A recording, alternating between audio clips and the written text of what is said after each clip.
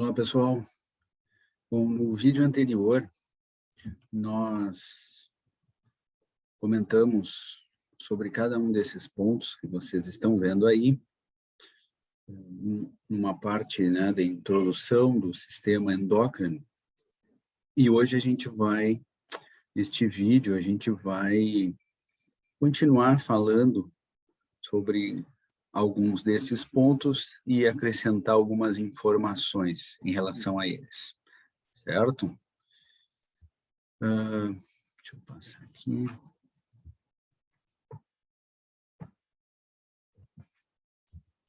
Bom, esta imagem está mostrando para vocês, deixa eu pegar minha caneta,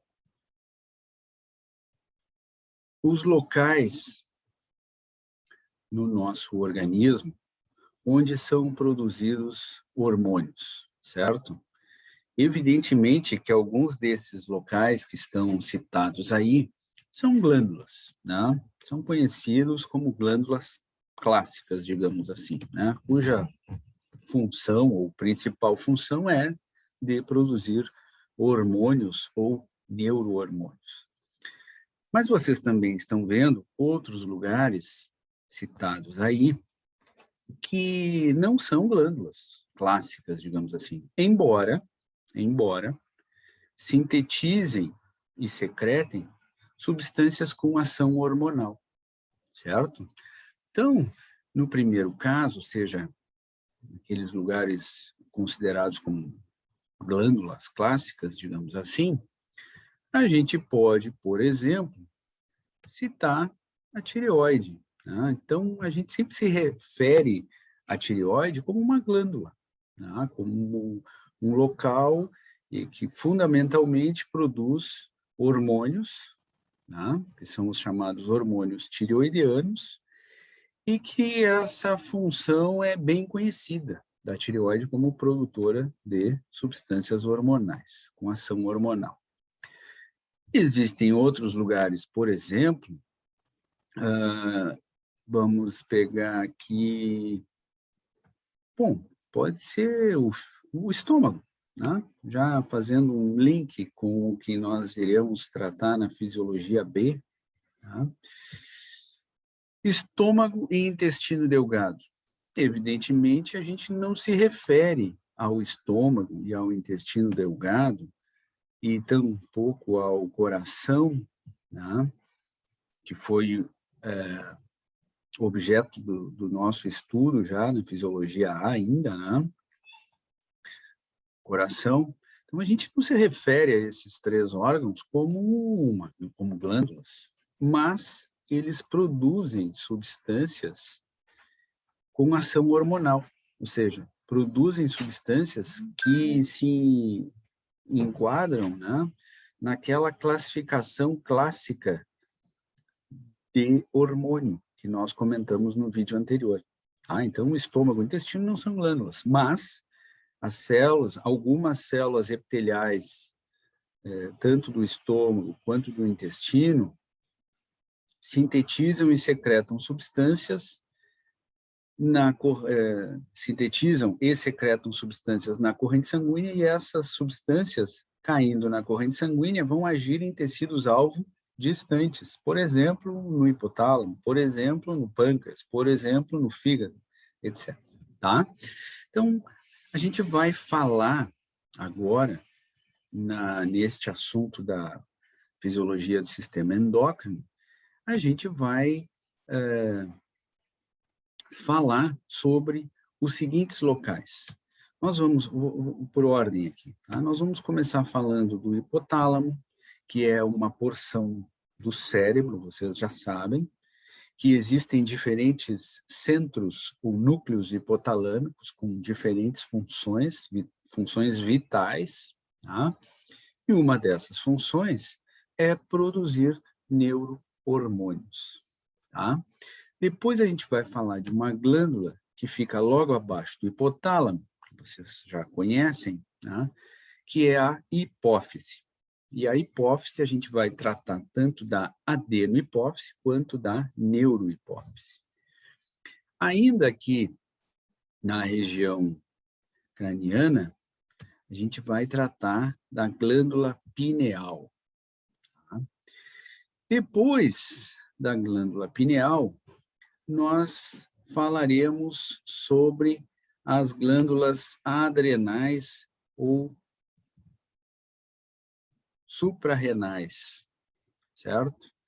Depois trataremos da tireoide e, finalmente, da paratireoide. Tá? Paratireoide é essa, que são 4 lóbulos, né? Uma glândula, digamos assim, constituída por 4 lóbulozinhos em contato íntimo com a tireoide. Tá? Como vocês estão vendo na legenda ali, aqueles 4 pontinhos são as paratireoides, né? Ou a paratireoide, e que estão em contato íntimo com a tireoide. A gente vai ver que essa paratireoide produz um hormônio fundamental no metabolismo do cálcio, certo? Ainda restariam aqui, que nós também trataremos como, digamos assim, importante na função endócrina, do pâncreas. A gente pode tratar dele lá na fisiologia B, quando falar em sistema digestório, tá? Porque o pâncreas ele tem uma porção exócrina, que está relacionada à síntese e à secreção do suco pancreático, que é liberado no duodeno e que vai fazer parte do processo de digestão, tá? Vai participar do processo de digestão. E o pâncreas tem também uma porção endócrina, que está envolvida na síntese e na secreção dos hormônios pancreáticos. Os mais conhecidos são insulina e glucagon, tá? Que estão envolvidos, vocês sabem, no metabolismo da glicose. E ainda, na fisiologia B, quando nós tratarmos da fisiologia do sistema reprodutivo, nós falaremos das gônadas, ou seja, tanto dos ovários quanto dos testículos, como também locais fundamentais na síntese de hormônios envolvidos na função reprodutiva, certo? Bom, então, basicamente, essa figura também faz parte desse início da fisiologia do sistema endócrino, né? Como uma parte introdutória ao assunto, certo? Deixa eu apagar aqui e passar para a próxima figura. Tudo bem. Esta figura, que nós já vimos uma parecida com ela no vídeo anterior, mostra para vocês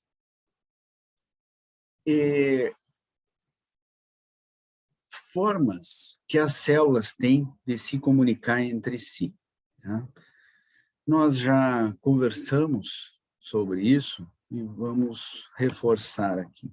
Então, existem diferentes maneiras das células se comunicarem, né? Trocarem informações.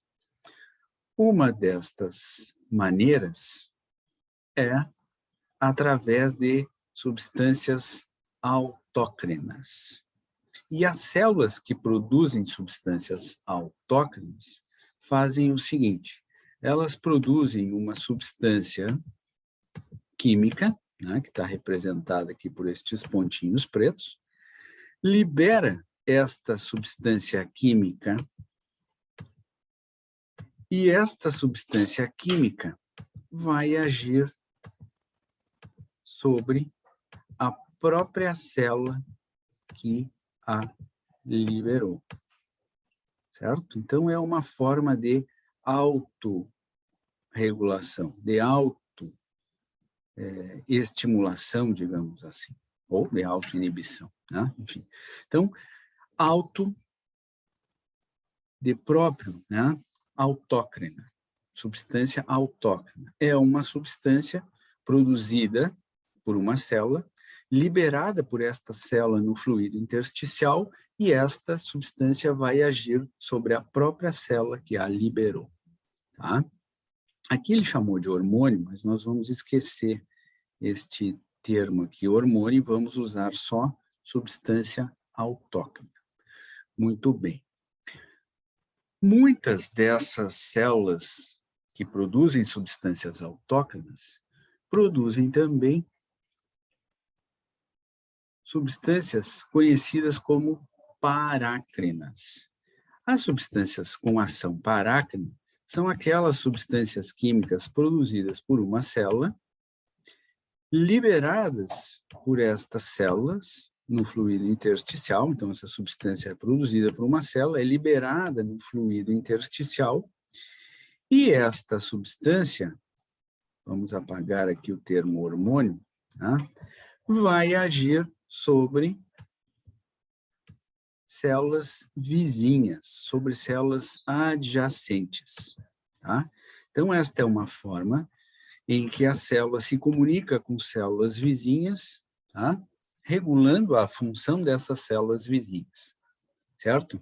Então, esta é a ação parácrina. É uma substância química que vai agir sobre células vizinhas, sobre células adjacentes.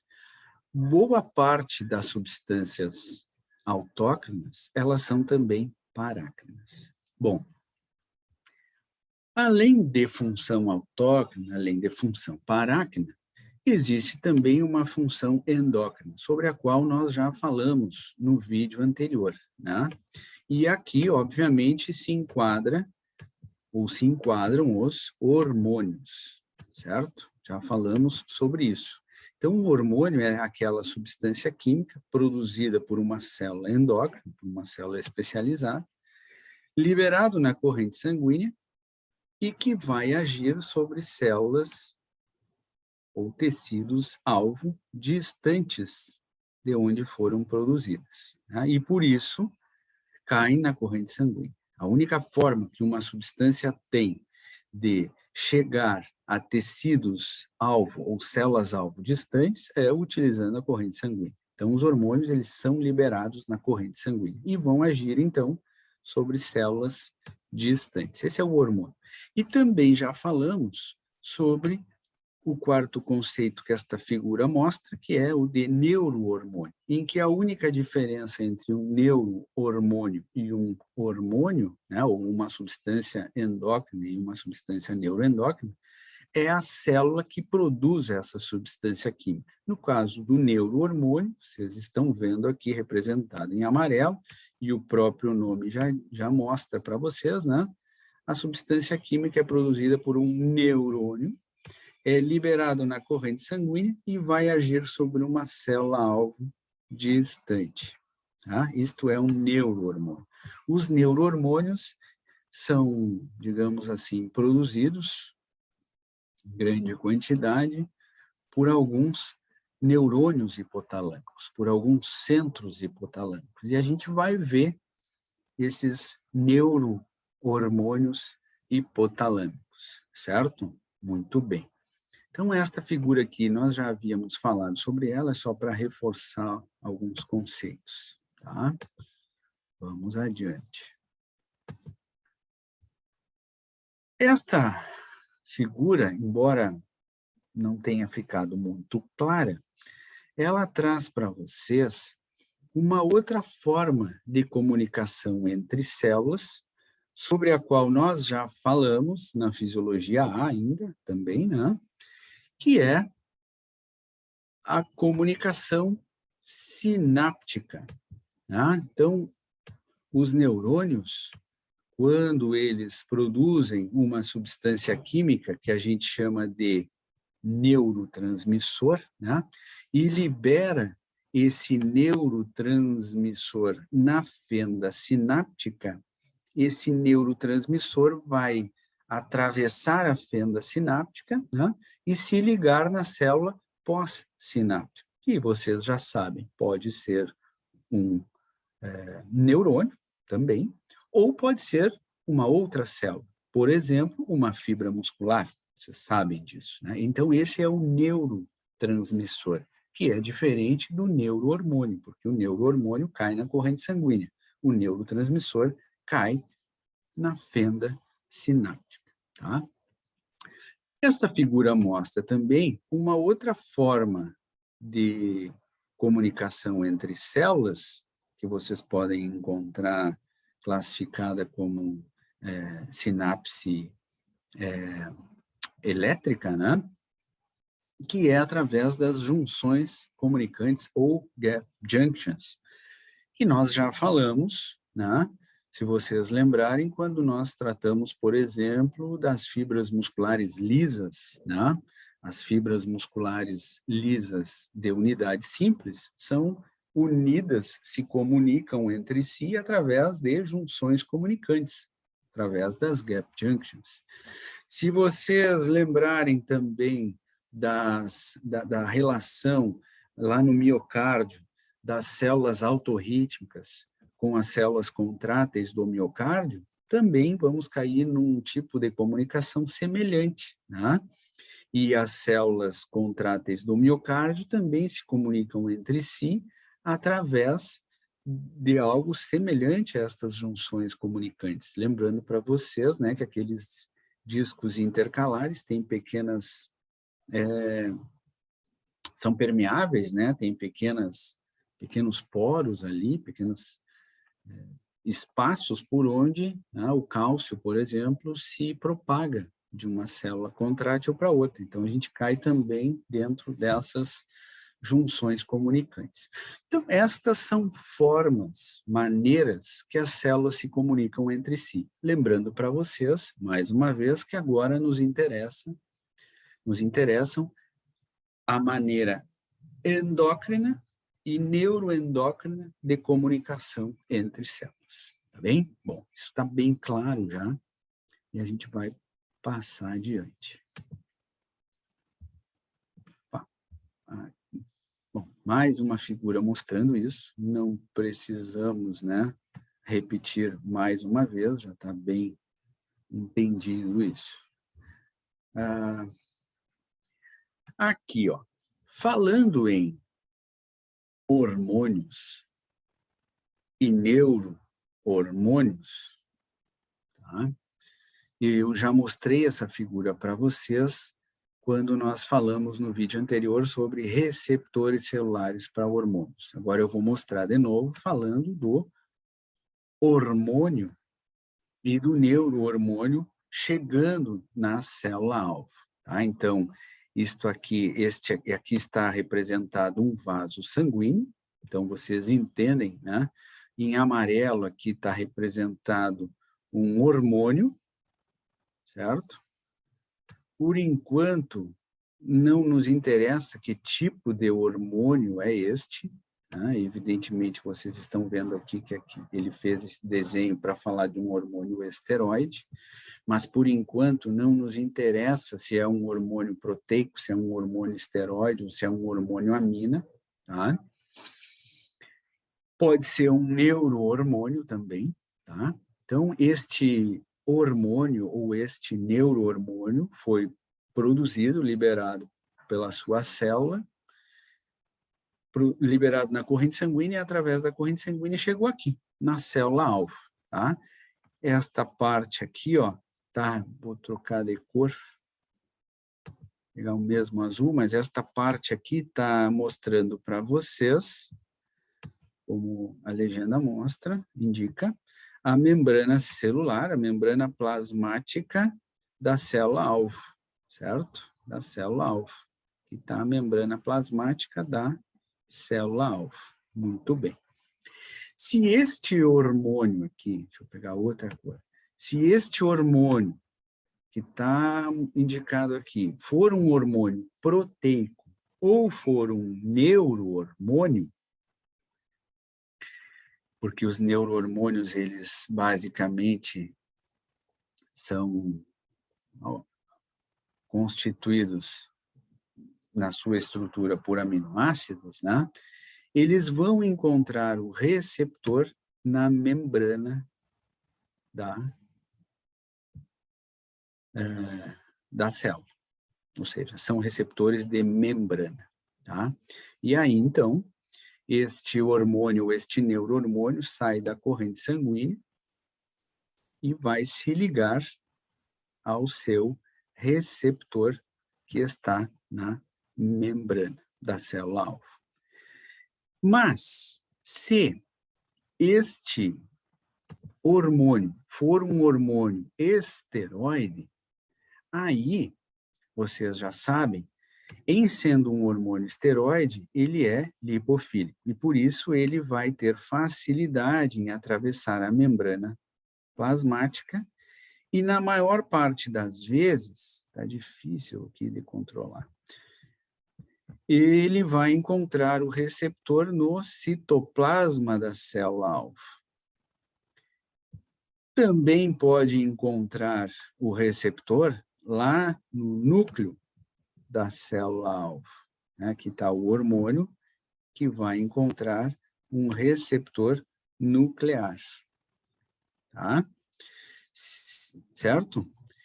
E ainda, se for um hormônio amina, bom, lembrando, voltando um pouquinho à fita, alguns hormônios esteroides encontram, mesmo que uma pequena quantidade, mas encontram de receptores de membrana. Então, nesta ordem, os receptores esteroides, tá? A maior parte deles estão no citoplasma, uma quantidade considerável no núcleo e uma pequena quantidade na membrana, tá? Então, hormônios esteroides encontram os seus receptores nas três partes, principalmente no citoplasma e no núcleo, mas alguma exceção também na membrana. Os hormônios proteicos e os neurohormônios encontram os seus receptores na membrana plasmática da célula.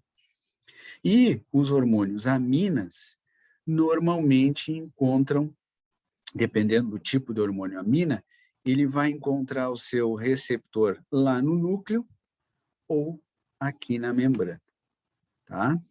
Da célula-alvo, certo? Então,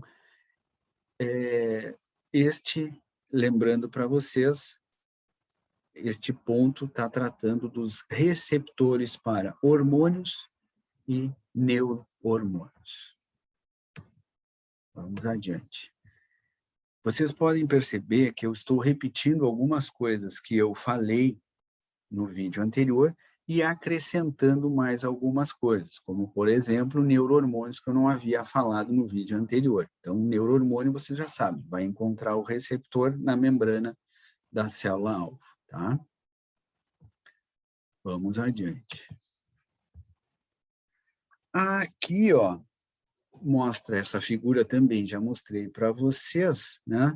Os receptores lá no citoplasma ou no núcleo, certo? Basicamente se referindo ali, como vocês estão vendo, a hormônios esteroides, tá? Mas, como eu disse há pouco, alguns hormônios esteroides, além de receptores citoplasmáticos e de receptores nucleares, encontram também alguns receptores de membrana. Tá? E esta figura, que aparentemente pode parecer complicada, não é. O que esta figura está mostrando para vocês, pessoal, é o que acontece, ou alguns mecanismos de ação que são desencadeados logo após o hormônio, ou o neurohormônio, se ligar ao seu receptor, tá?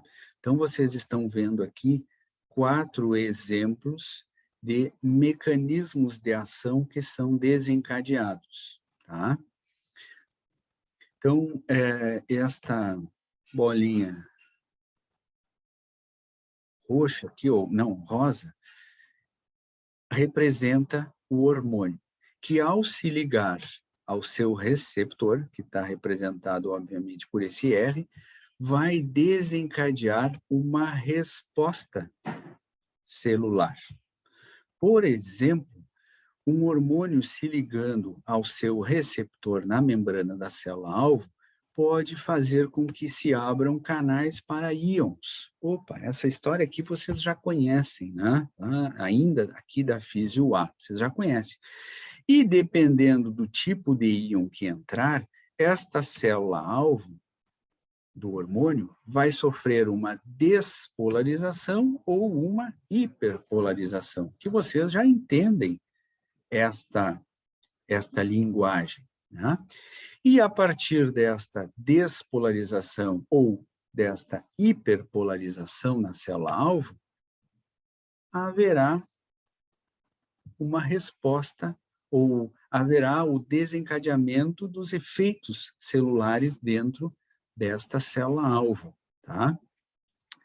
Lembrando para vocês o seguinte, ó, este é um exemplo aqui, é o que acontece quando a insulina vai ser liberada, tá?